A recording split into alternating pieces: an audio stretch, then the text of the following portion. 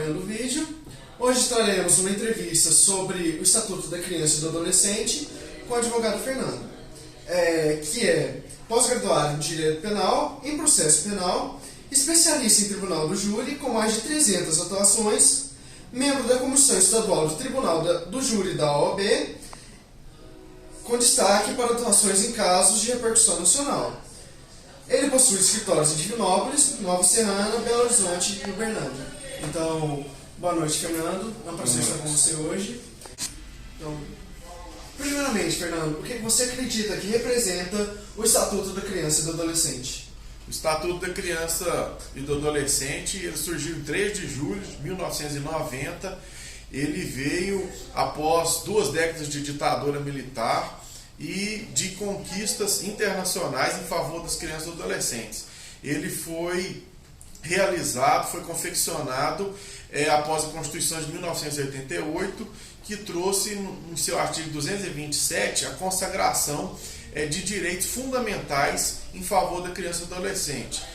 Foi uma grande conquista da sociedade brasileira em favor desses indivíduos, principalmente se falando que a Constituição Federal tratou de forma única das crianças e dos adolescentes com uma proteção integral, que é a teoria da proteção integral dos direitos das crianças e adolescentes, porque no artigo 227 da Constituição Federal fala lá então que tem que se dar prioridade absoluta na proteção dos direitos fundamentais desses indivíduos. É a única oportunidade que a Constituição Federal tratou com a expressão prioridade absoluta, revelando que realmente as crianças e adolescentes, por serem pessoas em formação, têm que ter uma atenção especial das famílias, da sociedade e principalmente por parte do Estado.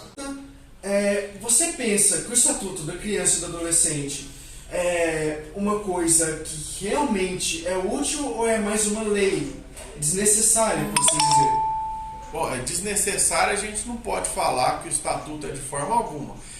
Foi uma lei que consagrou direitos alcançados depois de muita luta, não só da sociedade brasileira, mas depois de muita luta no cenário internacional em favor das crianças, em favor dos adolescentes.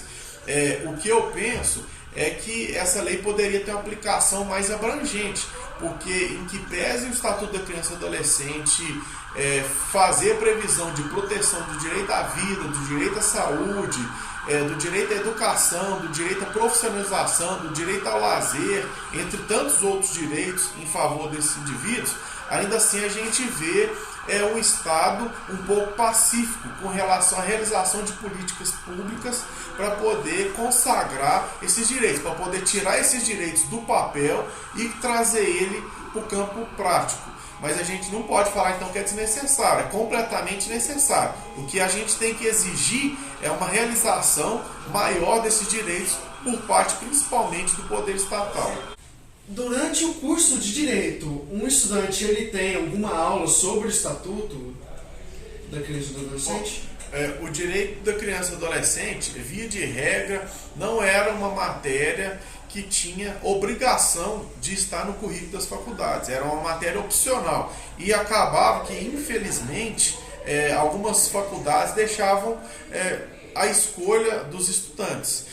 Mas nos últimos anos as faculdades têm percebido a importância dessa matéria e colocado em seus currículos como uma matéria principal, em que pese ter sido estudada apenas 6 meses ou no máximo 2 períodos do curso de Direito.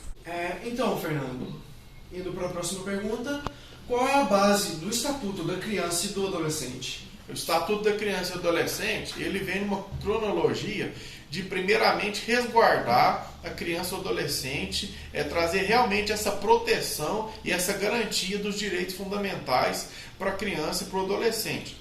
Então, ele tem uma parte que realmente traz essa proteção, é a parte que fala dos direitos da criança e adolescente, é a parte que fala da convivência familiar, e aí depois ele já entra numa proteção mais ampla, a proteção do adolescente no seio da família. É quando vem a destituição do poder familiar, quando a própria família, os próprios pais não estão cuidando bem, não estão garantindo às crianças e aos adolescentes esses direitos fundamentais. Então, o Estatuto da Criança e Adolescente adolescente faz previsão, inclusive, de perda do poder familiar.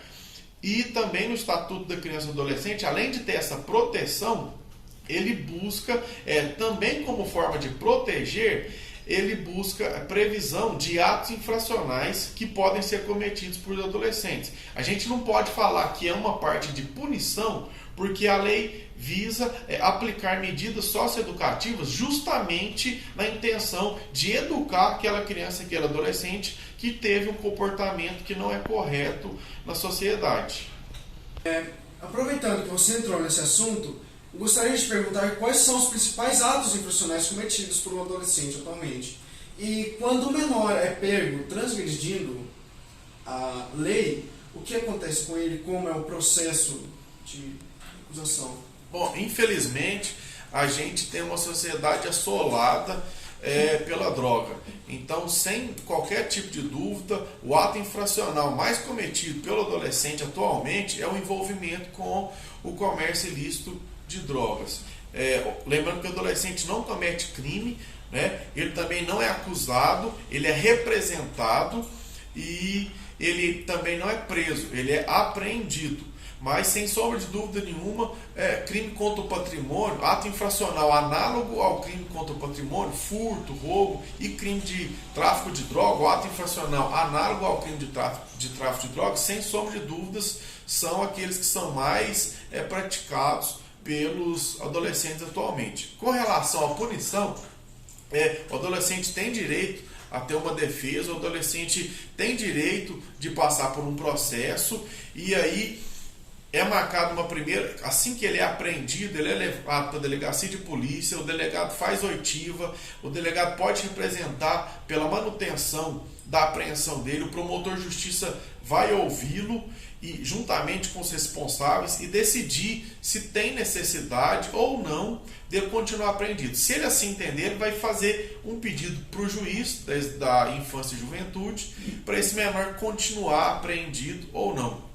Logo após é feita uma audiência de apresentação, onde o menor é ouvido pelo juiz e essa audiência tem que acontecer num prazo legal. Se esse processo não acontecer num prazo legal de 45 dias, o menor infrator tem que ser colocado em liberdade caso ele ainda esteja apreendido.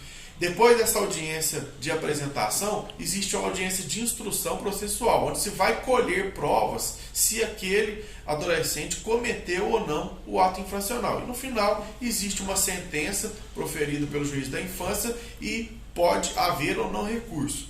Com relação às consequências, a própria lei, o Estatuto da Criança e do Adolescente, não trata como punição, mas trata como medidas de educação, por isso que são medidas socioeducativas. E elas vão desde a advertência, para casos mais leves, até mesmo a internação, que pode durar pelo prazo mínimo de 6 meses e pelo prazo máximo de 3 anos.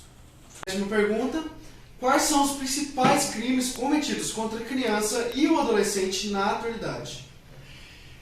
O principal crime em que a criança e o adolescente hoje é vítima é quando um adulto, quando um maior de idade, pratica um crime na companhia dele. E aí a gente tem um crime que é chamado de corrupção de menores. O simples fato de um maior de idade praticar um crime na companhia de um menor de idade já constitui, já configura esse crime de corrupção de menores.